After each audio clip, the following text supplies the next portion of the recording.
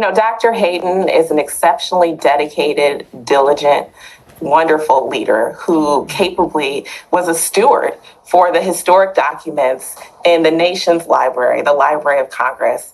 And, this is just yet another example of the Trump administration's attempt to whitewash American history, to try to bully and intimidate, so that we are not lifting up the facts, even the ugly truth of American history.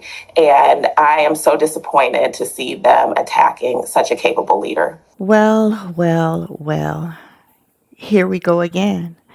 Another day, another round of performative outrage because someone black lost a government position.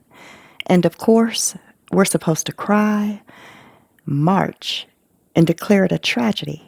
But over here, we call it what it is, a job termination. Let's talk about the firing of Dr. Carla Hayden. Yes, the first black woman Librarian of Congress, and why this isn't a historical tragedy. It's just another case of what we are labeling as black fatigue. Welcome to Kimara Reacts. Please hit that like button, share, and please subscribe. And let's react. Ready or not. Ready or not. Here I come. Can't hide. Gonna find you. And then. I play my enemies like a game of chess where I rest. No stress, no success. President Trump made headlines last week for removing Dr. Carla Hayden from her post as Librarian of Congress. Now, before we go clenching to our pearls and throwing around words like whitewashing history, can we take a breath? First of all, being the first black anything doesn't make you a historic figure. It means you were hired. And being fired? That's part of the job cycle. This woman held the title for years, digitized books, and pushed progressive, inclusive library content for children, woke agendas dressed up in library robes. Let's be honest, she wasn't out here preserving the Constitution. She was curating social justice, reading lists for preschoolers.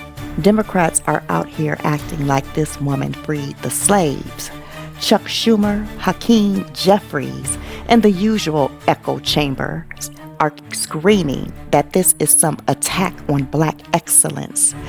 But guess what? It's not. She got replaced by someone else. That's politics. And now, the black identity crisis begins.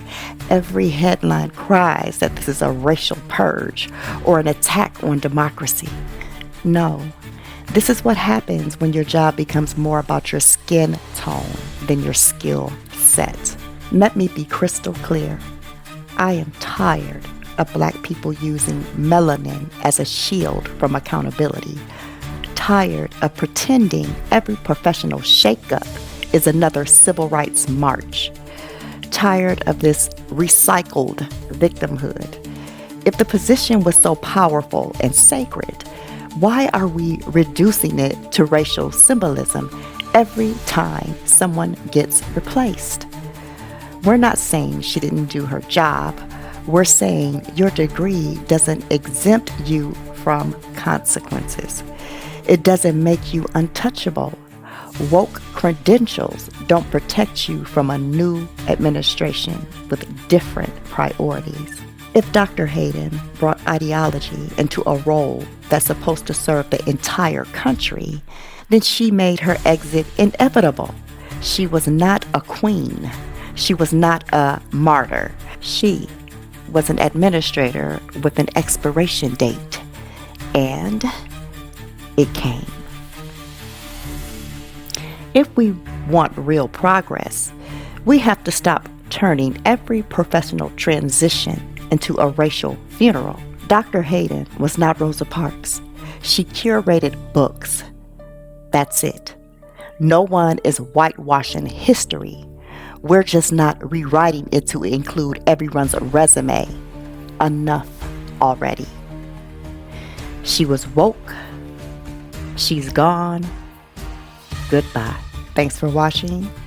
Please hit that like button, share, and subscribe. And I'll see you in the next one.